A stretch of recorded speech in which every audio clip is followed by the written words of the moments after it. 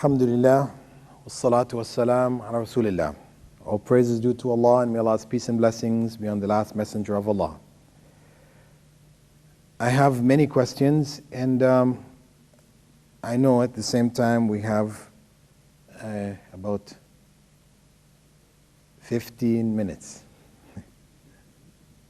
Oh, 50 minutes. Okay, that sounds a little better. Right? So we'll try to answer. Still, I don't even know if 50 minutes will be enough to deal with all of them, but we'll try to cover as many of them as possible. I will focus first on those that are directly related to the talk, and then go to those that were side issues, which maybe were implied by the talk, and then those which really have no relevance to the presentation at all. Okay, some direct ones. What effects did Islam have upon your parents and family? Can you tell us whether your family members converted to Islam or not? What happened with regards to my immediate family is that my parents accepted Islam in 1994. That is 3 years ago. They accepted Islam, and I accepted Islam in 1972. So what we're talking about is 22 years. And so this is like advice also to those who may have accepted Islam also and are trying with their parents and feel very frustrated, you know, that parents are not responding, that one has to be patient. You know, when they're ready, then they will accept Islam. If it is that they want the truth for themselves, to live according to that truth, our duty is only to convey that message to them and to ask God to open their hearts. And we have to be patient. We have to show them, not only in our words, what Islam is, but we also have to show them, more importantly, in our deeds.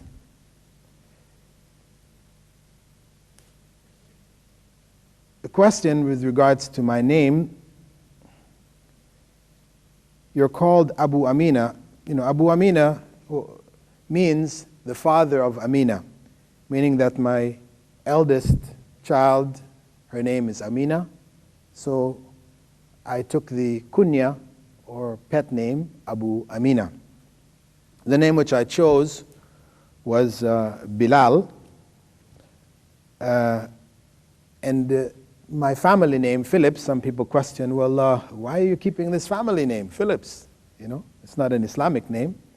Well, according to Islamic law, when a person accepts Islam, they may change their given name, but the family name should not be changed because it represents one's family. When a person becomes a Muslim, it doesn't mean that they no longer are part of the family that they were born into.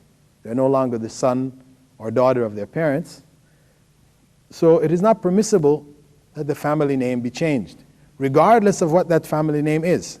We know when we speak of Prophet Muhammad, may God's peace and blessing be upon him, we refer to his grandfather, Abdul Muttalib, which it means the slave or worshipper or servant of Al-Muttalib, an individual Al-Muttalib, which is, as a Muslim, an unacceptable name.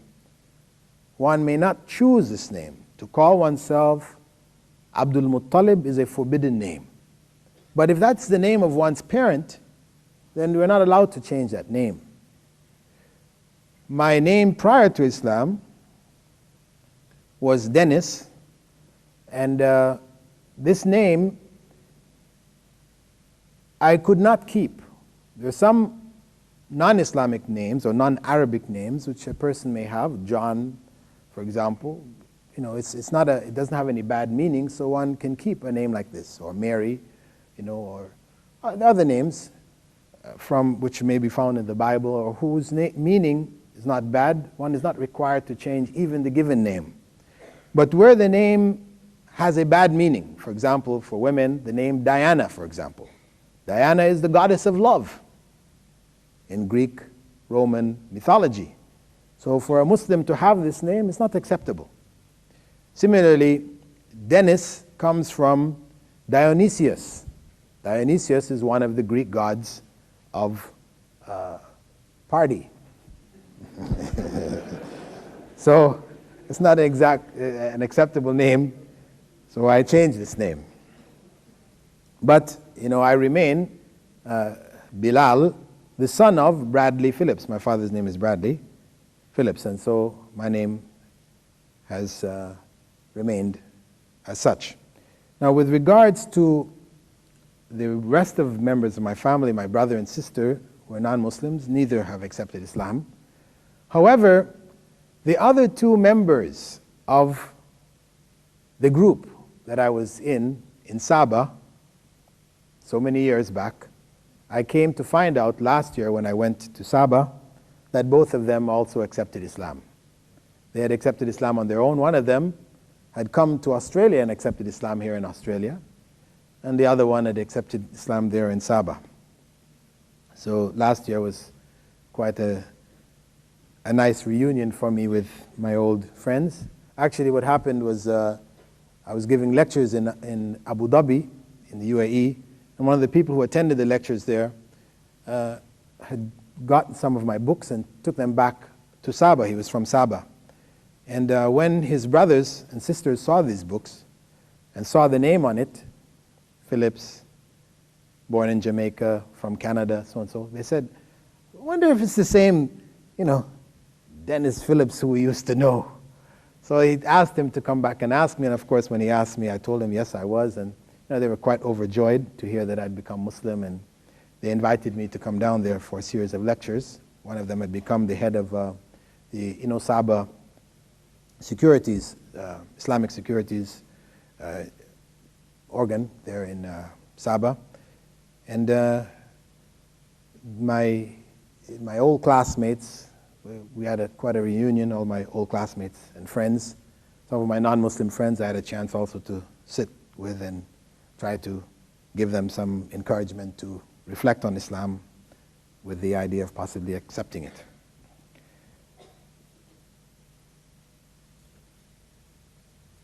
There's a question regarding my acceptance of Islam.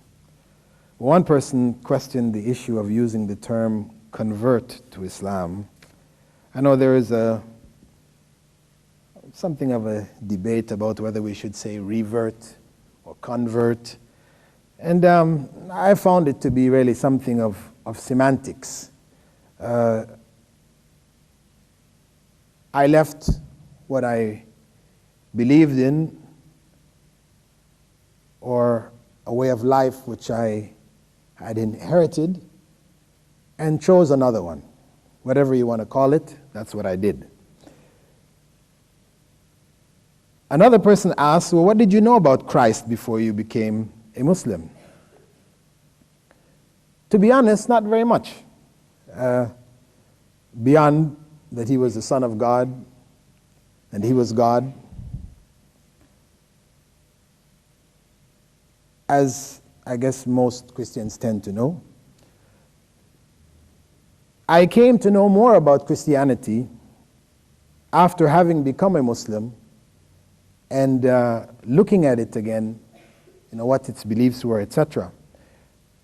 There was another question, why it was that I chose Islam and not seek my answers in Christianity. Well, because I had left Christianity because of the fact that what I knew of Christianity didn't address social ills in terms of dealing with society from a governmental point of view, etc. There was no economic system or anything. I mean, it's just beliefs, an issue of beliefs. They may be nice moral beliefs, etc., but they don't address the world. It is leave unto God what is God's and unto Caesar what is Caesar's. This is the approach, which is not a practical approach in terms of changing society. So I knew that the answers in terms of systems wasn't there in Christianity. And this is why I didn't go back to seek those answers, because having converted to communism, I did have a look at Christianity at the time, and in terms of what systems had developed out of it, and really the conclusion which the Marxists had made, that religion is the opiate of the masses or the people, was drawn from the example of Christianity in Europe and how it was applied. That it was a means of convincing the ignorant masses that their reward is in the next life. Don't worry about this life. The rulers who are over you are by God's will. They are in fact closer to God. It's possible, if you have more money, to buy tickets to paradise, known as the indulgences, which the Pope used to sell during the Middle Ages. I mean, this whole tradition led these philosophers to conclude that religion was the opiate of the people. And that tradition, the Christian tradition, remains the same till today. It doesn't address the ills of society in a solid and reliable way, from my experience. I see it modifying itself with the times, so much so that we now have, in different parts of America, homosexual priests, homosexual congregations. This is homosexuality, which was an abomination in Christianity in earlier times, has become acceptable in the eyes of many Christians today, Christian leading religious people. There's this backtracking, there is the stability of concepts are even questionable. So I would say that I've understood more about Christ and Christianity having become a Muslim than I ever understood as a Christian. And I have no qualms in saying that the only way that a person may truly follow Jesus is to become a Muslim. I've written a book called The True Message of Jesus Christ. It is available, in which I have gathered research to that effect, to show from scriptures, Islamic as well as from Christian scriptures, that the message which Jesus brought was Islam, submission to the will of God. And that his way, the way which he invited people to, was the way of Islam. And that he himself was in fact a prophet of God and not God.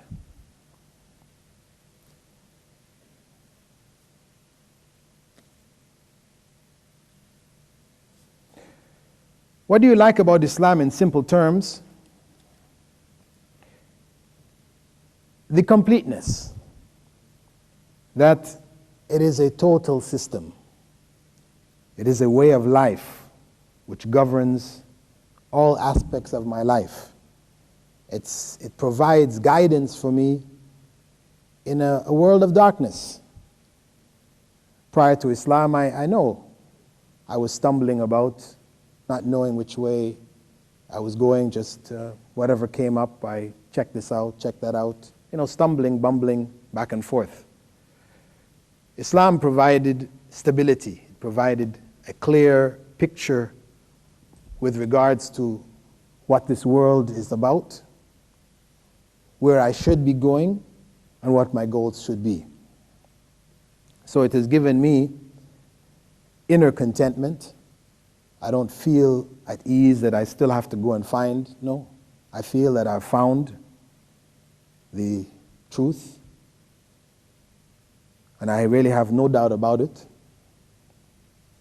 I tried to study it as deeply as I could, not merely accepting it and just going along with what everybody said, but having studied it academically.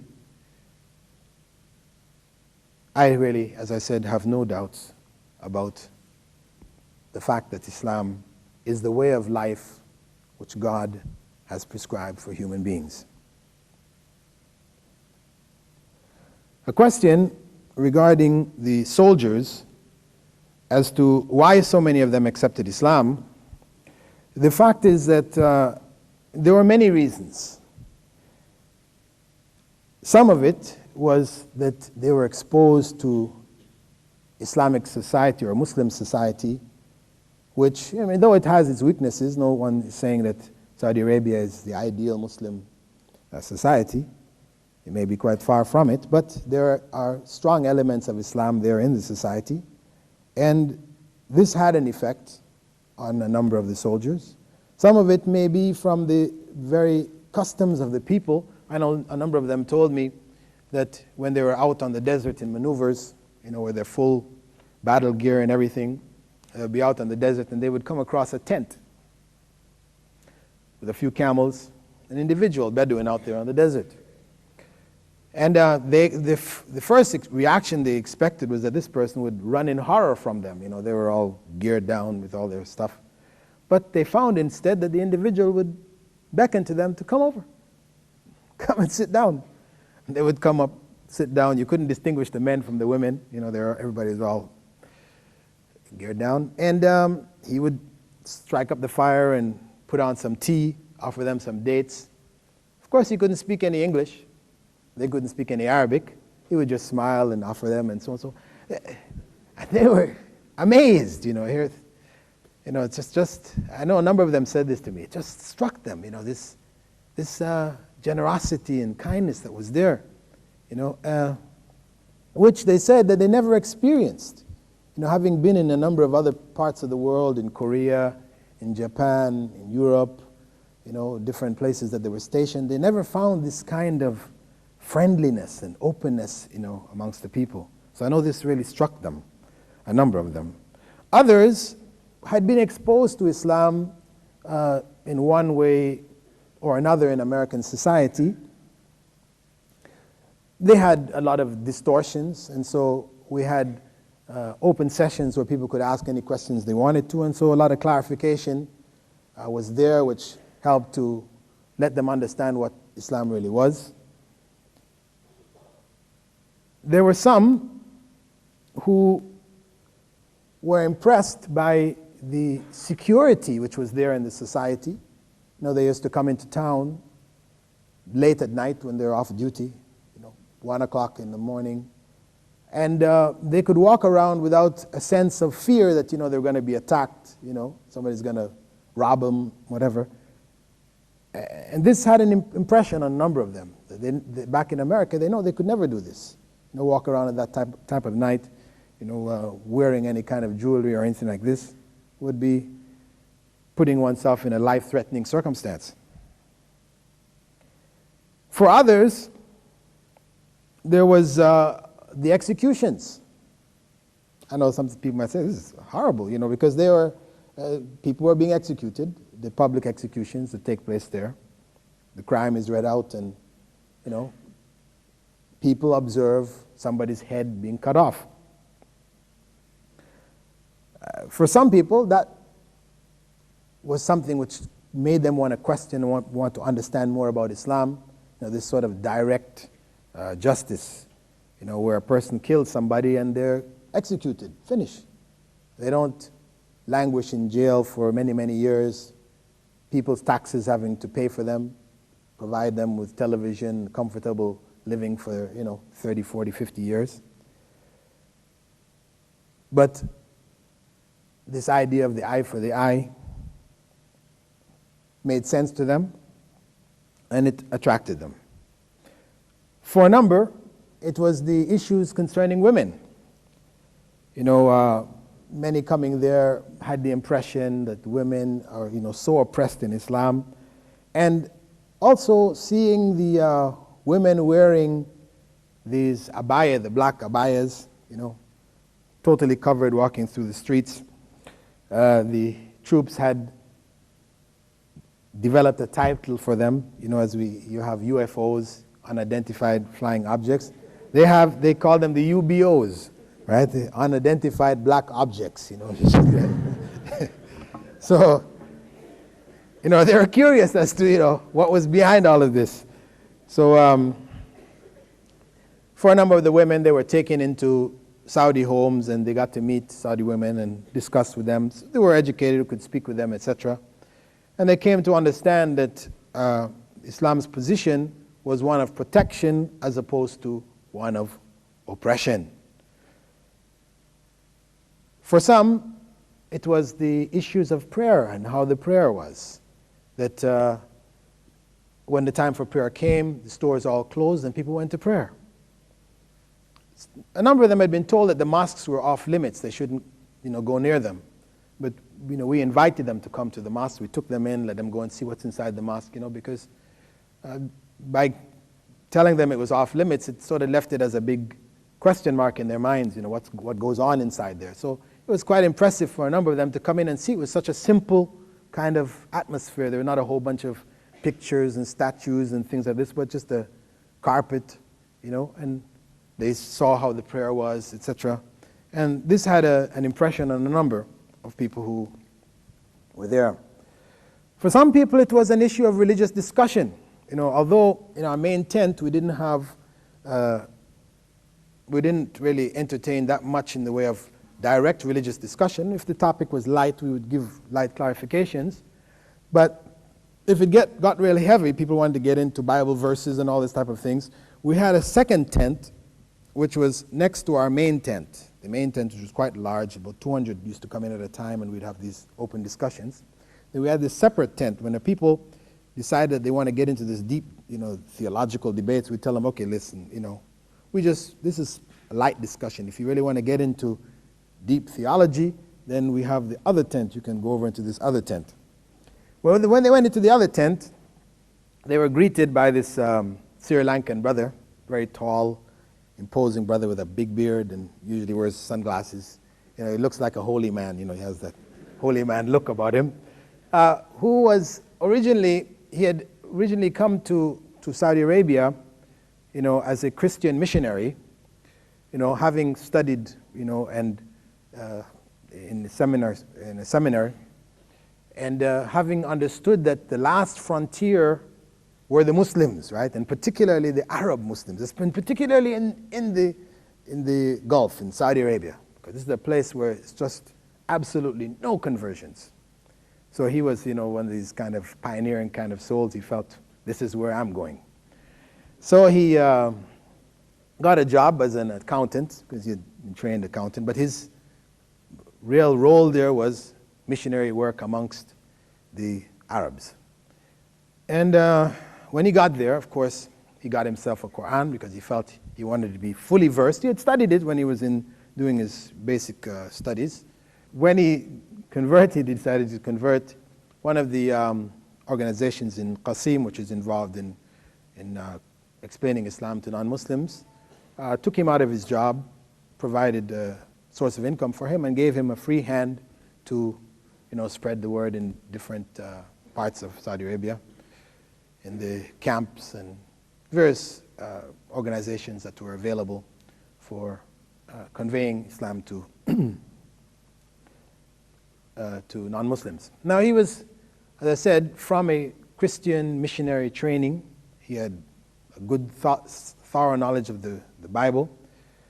And as such, he had the kind of background to deal with the issues that these people were bringing. He would wait for them there. He had 2 suitcases with him. He used to carry 2 suitcases around with him. And these 2 suitcases had in them about 40 different versions of the Bible. So when they would come in and sit down, he would open up his suitcase and say, well, which Bible do you want to discuss about?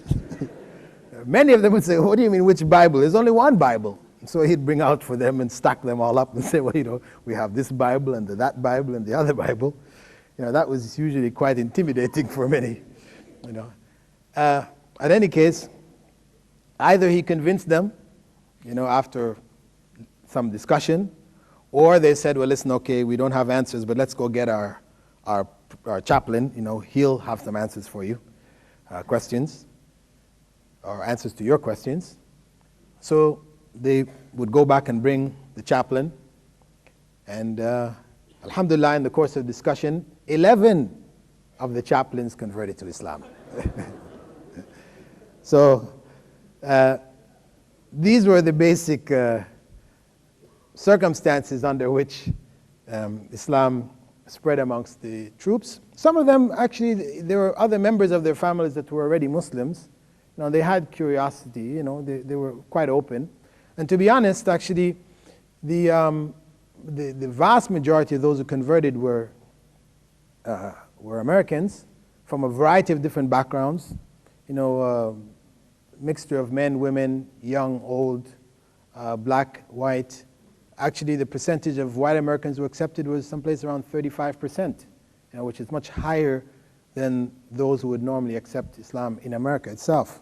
Which really shows that if Islam is exposed to the American population as a whole, there would be a lot greater response to Islam in America. And we had people who accepted Islam who were Chinese Americans, Indian Americans. We even had some devil worshippers, who had come, who accepted Islam, because actually, the American military recognizes devil worship as a legitimate form of worship. And wherever there are chapels for the Christian sects, then there are chapels for devil worshippers on all American military bases. The reaction in the military, amongst the chaplains was quite strong, because the tent came to be known as the conversion tent,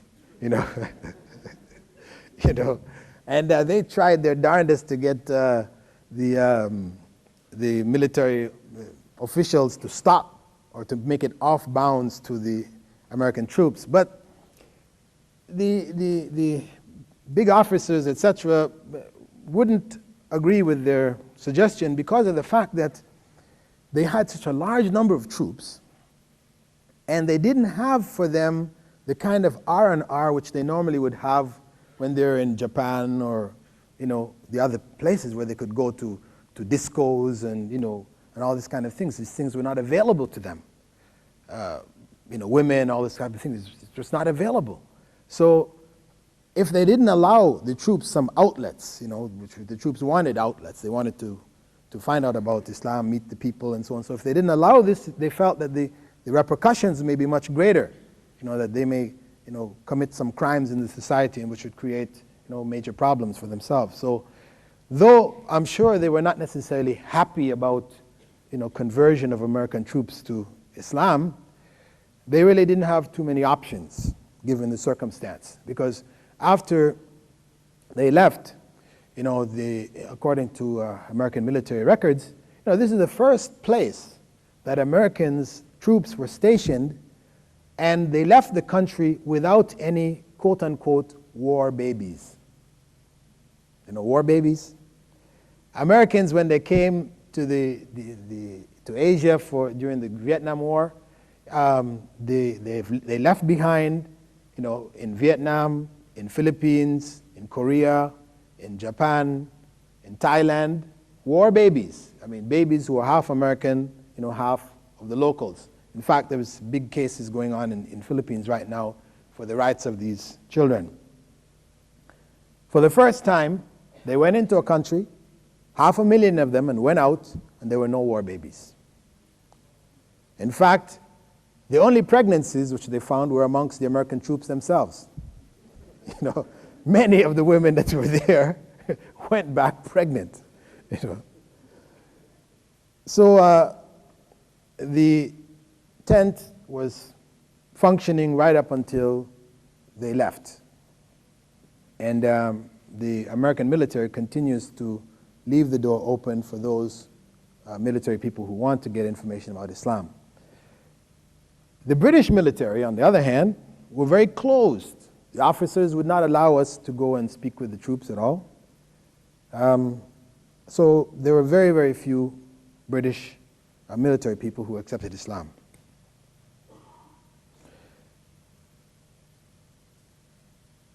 What happened also is that Hajj and Umrah was arranged for those who came. A number of troops were taken down to Mecca for Hajj and Umrah. and a system whereby American military transportation is provided for American troops in different parts of the world. They're flown into Dhahran, and from there, the Saudi military have arranged for them to go yearly for Hajj. This is an ongoing process since that time.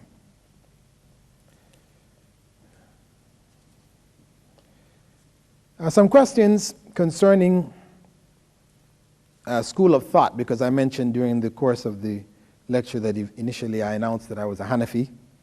One person asked here, are you still a Hanafi? Or do you follow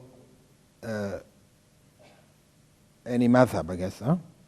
And what did you find in your research about the different schools of thought in Islam? To which school of thought do you belong and why? Well, I consider myself a follower of all of the major schools of thought. The major school of thought meaning the school of Abu Hanifa, of Malik, of Shafi'i, and Ahmad ibn Hanbal, the major scholars after whom the schools were named. I take benefit from the efforts that they have made, and wherever the authentic evidence supports their positions, that's what I follow. And this was the position held by themselves.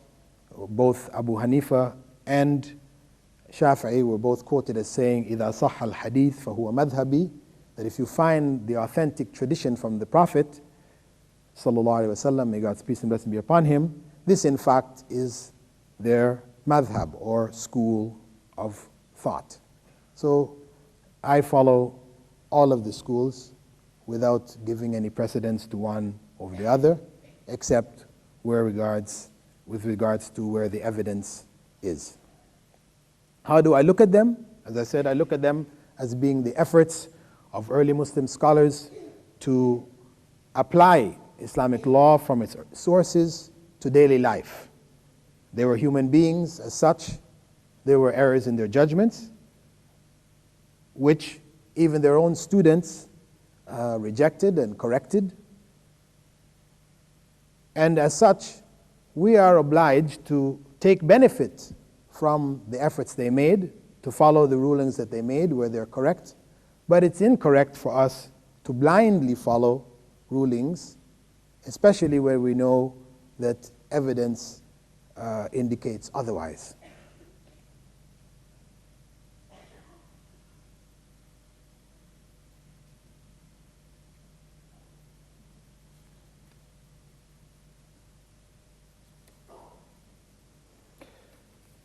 Some questions concerning exorcism, because I mentioned my thesis was about exorcism. Do you have any practical experience in exorcism, that is fixing people? Well, in the course of the study, I did observe and practice myself within the bounds of what is Islamically acceptable. My thesis has been published, and it will be sent here, should be available through your local organization, the brothers who have organized this lecture, probably within the next few weeks. Copies will be available, wherein I have identified the parameters of exorcism in Islam, what is acceptable, what is not acceptable. Because there is, of course, a huge tradition of practices which are found in different parts of the Muslim world, which have been attributed to Prophet Muhammad sallallahu alaihi wasallam, attributed to the scholars of Islam, etc., and portions of which are in fact not supported by the Quran and Sunnah, and represent sort of innovative practices which are not acceptable Islamically. So I've tried to identify the correct view with regards to exorcism. Now, the question which is also asked here, is exorcism permissible in Islam? Yes, as long as it stays within the bounds set by the Quran and the Sunnah, or the way of Prophet Muhammad, may God's peace and blessing be upon him.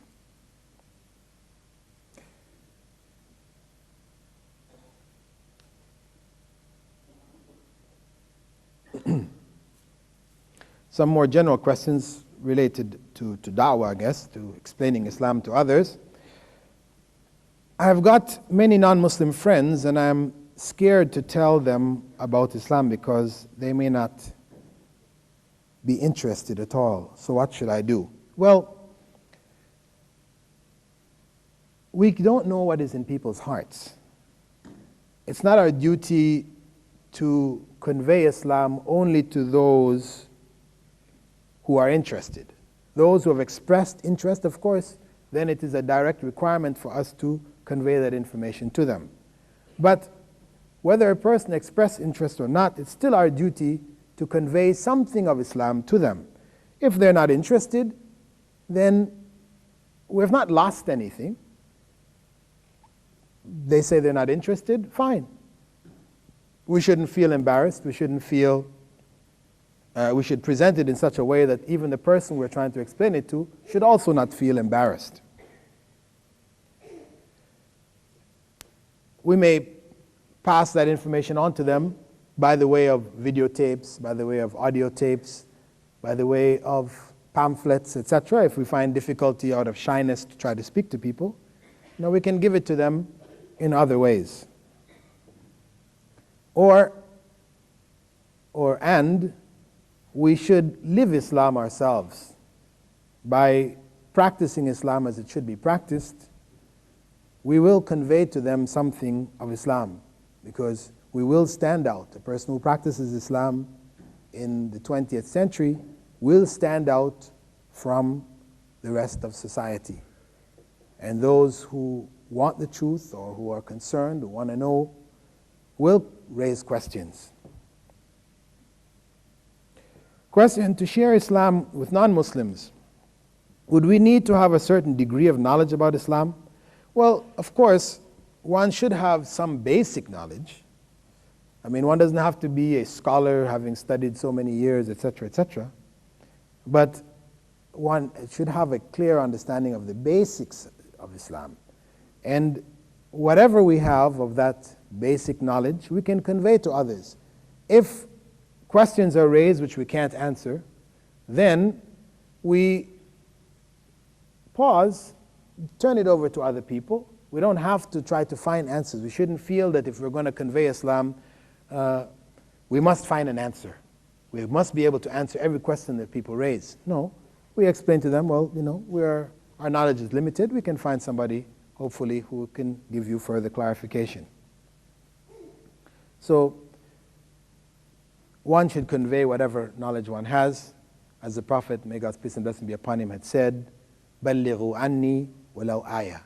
Convey from me whatever you know of Islam, even though it be only a single verse from the Quran. And with that, I've been given the T sign, which means time to close down. And I hope, inshallah, that what we have shared this evening, if there's some questions remaining which people didn't get answered, and there are, questions about the Taliban movement and so on, it's just sort of far away from the topic. Inshallah, you can contact the people who have organized the program, and maybe you can call me by telephone, and I can try to answer whatever I could over the next few days that I'm here. سبحانك اللهم وبحمدك نشهد أن لا إله إلا أنت نستغفرك ونتوب إليك. السلام عليكم ورحمة الله وبركاته.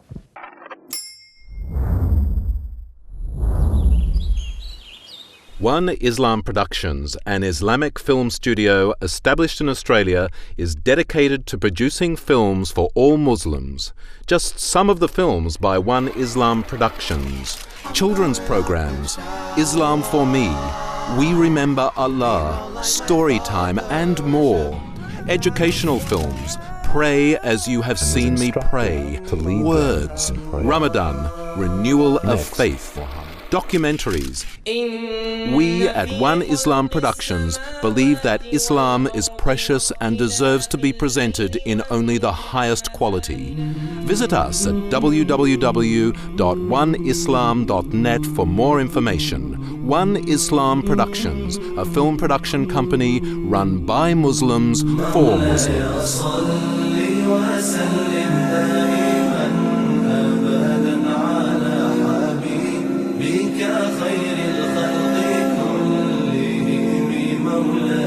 صل وسلم دائما أبدا على حبيبك خير الخلق كلهم.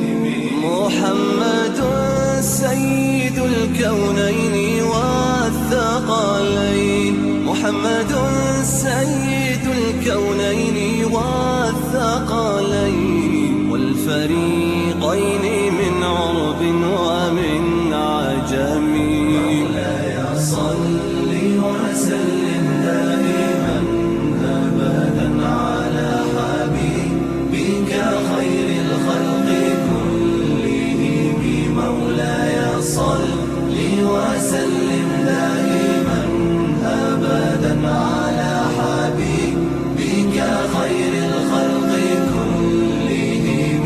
أوذيت في الله لم تهزم ولم تهني، أوذيت في الله لم تهزم ولم تهني حتى غادت أمة الإسلام في النجوم.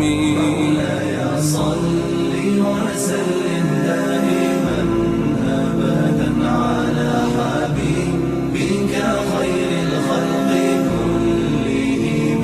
مولاي صل وسلم دائما أبدا على حبيبك خير الخلق كلهم.